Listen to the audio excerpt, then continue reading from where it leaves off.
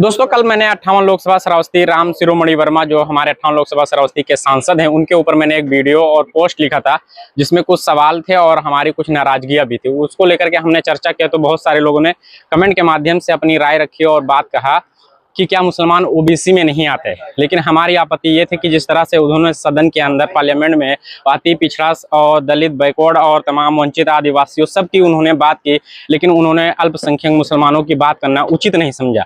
पिछले कई बारों से मैंने ये चीज़ नोटिस किया है कि सदन में मुसलमानों के मुद्दे पर खुलकर जिस तरह से उनको अपना प्रतिनिधित्व करना चाहिए था उस हिसाब से नहीं हो पा रहा। ये हमारा व्यक्तिगत ओपिनियन है, बाकी जनता कमेंट सेक्शन के माध्यम से इस राय को रख सकती है। क्योंकि पिछले कई बार जब पार्लियामेंट की हम कार्रवाई को देखते हैं तो हमें कहीं ना कहीं एक मुसलमान के हैसियत से हमें निराशा हाथ लगती है।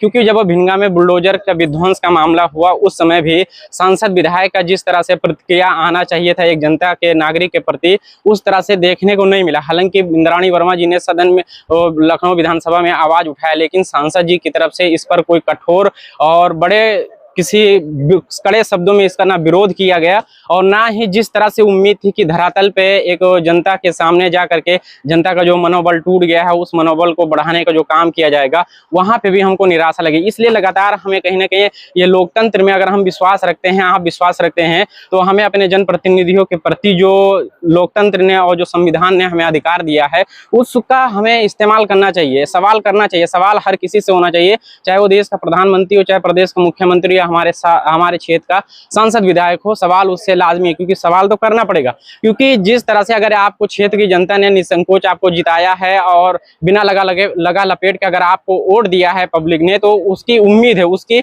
आपको उसके उम्मीदों पे खरा उतरना पड़ेगा। क्यों, जैसे अभी मैं कुछ सवाल अगर आपके सामने आप रख दूं, जो लोग ये कहना चाह रहे थे उस वीडियो के माध्यम से कि क्या मुसलमान ओबीसी में नहीं आते, तो उनकी बात अलग से क्यों की जाए। तो मैं भी अब यही बात कहूंगा। तो फिर वर्मा जी ने तो वहां पे पूरे बलरामपुर और श्रावस्ती लोकसभा के लोगों की वहां उन्होंने बात कर ली, तो फिर वहां पे दलित बैकवर्ड आदि पिछड़े आदिवासी अन्य समाज लोगों को भी इंट्रोड्यूस करने की क्या जरूरत थी।